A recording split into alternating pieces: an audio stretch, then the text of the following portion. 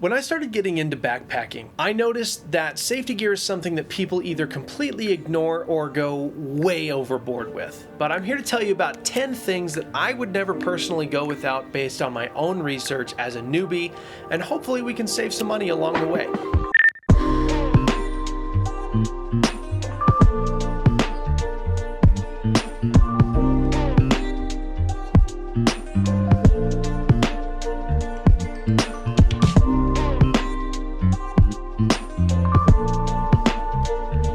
This video does assume that you've got the basics taken care of. Your clothing, your weather protection, shelter, pack, all that stuff. This is just the stuff that matters if or when things go sideways. And the way that I've been thinking about this is pretty simple. Each of these either fixes a problem or it will buy you some time. And that's it. So let's go ahead and get started.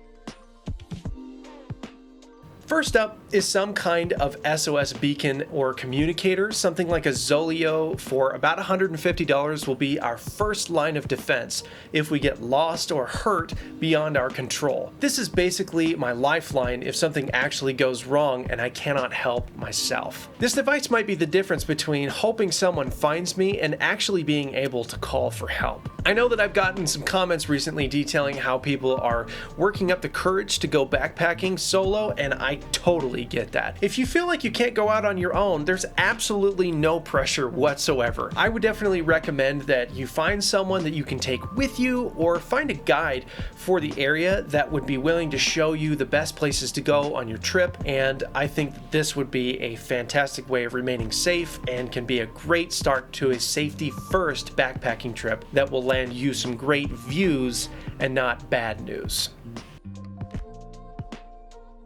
Next up is water. This one's pretty obvious, but if you don't have any water, you realize pretty quickly how this can become a pretty big issue. I went ahead and went with the Sawyer Mini, as you've seen before in my previous videos. It is not groundbreaking or crazy or anything like that. It just works and it's very affordable. This also supports up to, I believe, 100,000 gallons of water per Sawyer Mini, as long as you're taking good care of it. So even if you're planning on packing out somewhere with plenty of water on you, this is something that I keep in my car just in case I'm out of water and I'm near a place where I can filter some more. Sawyer Mini is an easy winner here.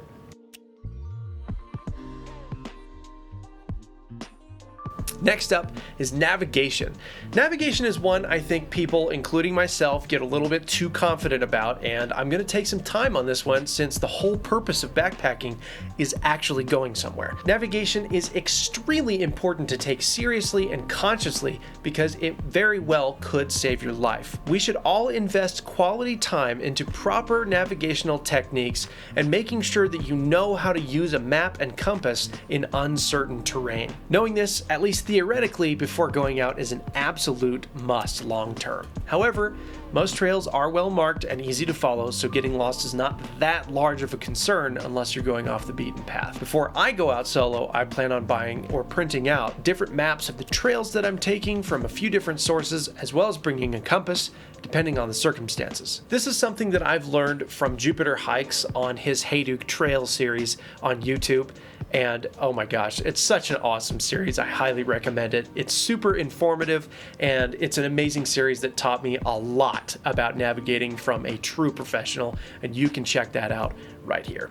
Just be sure that you know your map and your plan even if the terrain has changed. Make sure you have backups of your maps and a plan if you get lost or you need help. It is always imperative to have a plan A, B, and C. Next up is one that I have been wanting to talk about with you guys for a while. The first aid kit is where I think I was the most off at the very beginning. I bought some random Amazon kit, which definitely could get me by, but I think we can do a lot better. A lot of what we need is really the little stuff and having a good SHTF plan. My first line of defense is dealing with blisters, hot spots, little cuts, and bug bites. Things that don't seem like a big deal until you're 5 miles in and you can't walk right and you're covered in ticks and mosquito bites.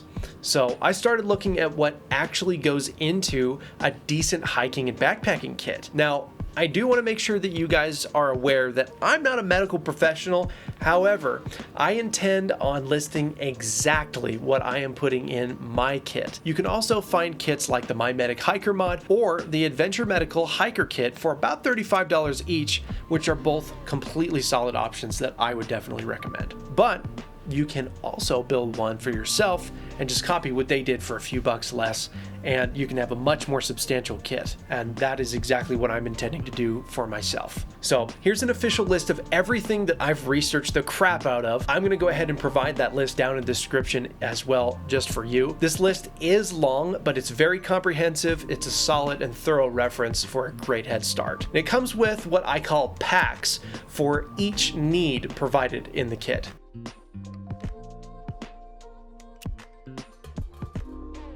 The first pack is a wound care, burn, and blister pack, which includes moleskin, super skin, or blister strips, EMT shears, good tweezers, a lightweight tourniquet, sterile gauze dressing packs in large, medium, and small sizes, wound dressing or elastic bandage, cloth tape, bandage fabric, a butterfly wound closure kit, and safety pins.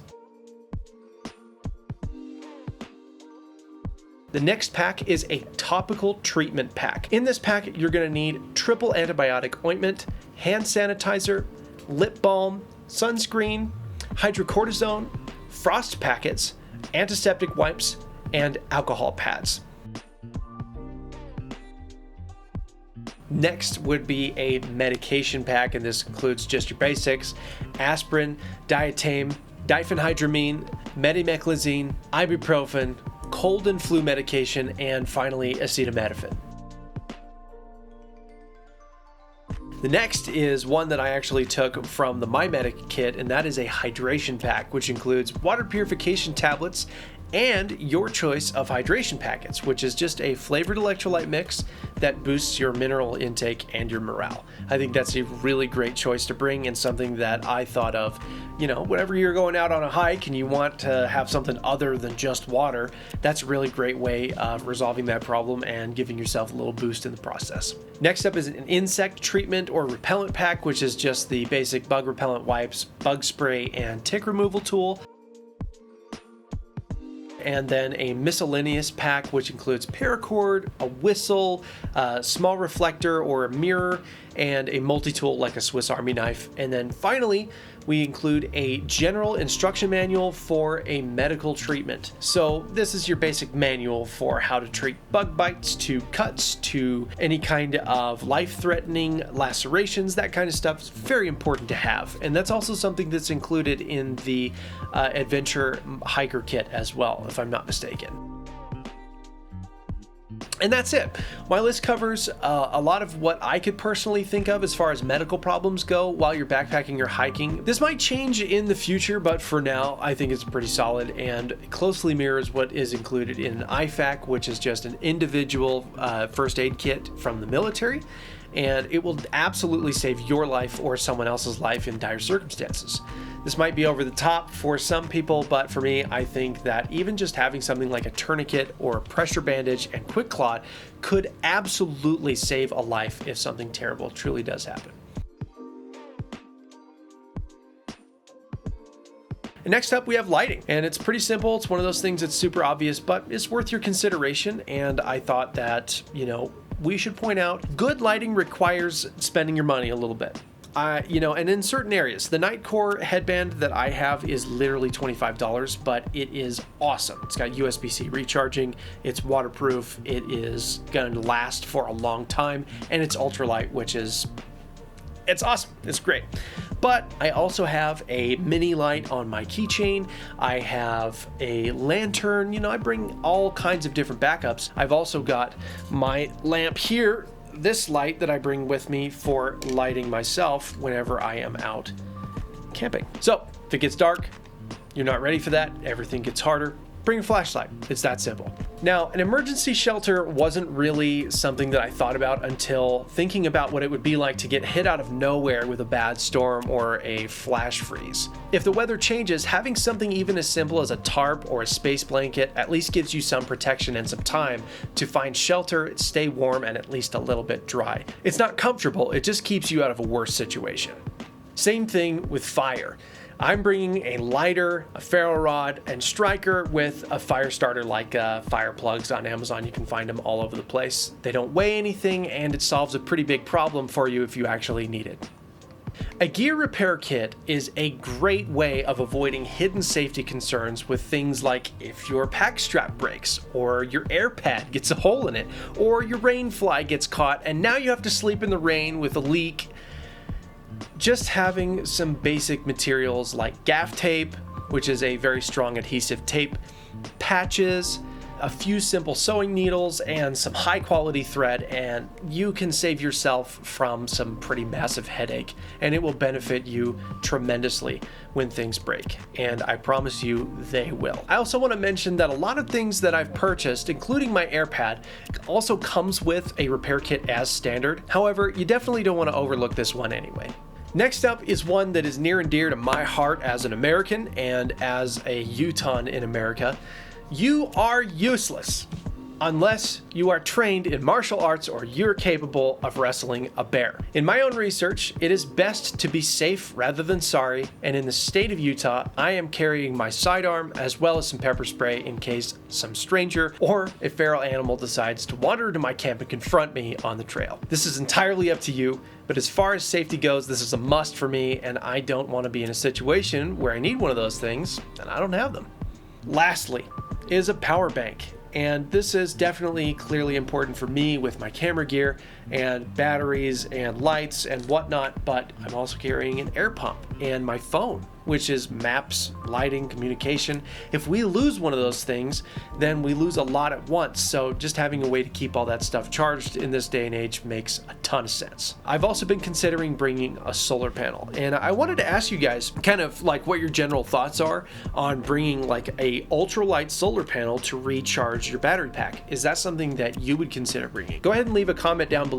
Would you add a solar panel to your pack? Here are a few things that I'm not prioritizing. One thing that I kept running into while researching all this stuff is that there's a lot of gear that sounds good, but really doesn't fit into what I'm trying to do. That includes things like multiple tools for the same job. Just bring a multi-tool. The other one is personal preference, which is a sleeping bag liner. I don't think that it's necessary if you're bringing thermal underwear, which I recommend as sleepwear anyway. It solves two problems at once. It keeps you warm and dry. You're not sweating in it, and you can sleep in it, and it keeps you nice and comfy, and it keeps your pack clean. But to wrap this whole thing up, I have to say that sometimes it really does feel like I'm trying to account for literally every single problem that could go wrong. But the reality is that we can never be too prepared. Just don't be underprepared. This is about what is important to you and your safety on the trail and how you tailor your stuff to your needs. But for now, for me, this is where I'm at. I'm still figuring it out. I'm still learning, and I'm sure all of this will absolutely change with time. But if you have more experience or you just want to weigh in, I'd love to know what you'd add or take out. Drop a comment below on what you would refine, what you might carry, and where you're exploring next. Also, make sure you don't miss that subscribe button on your next adventure. But for now, this is the Trail Method, and I'll see you guys next week. Peace.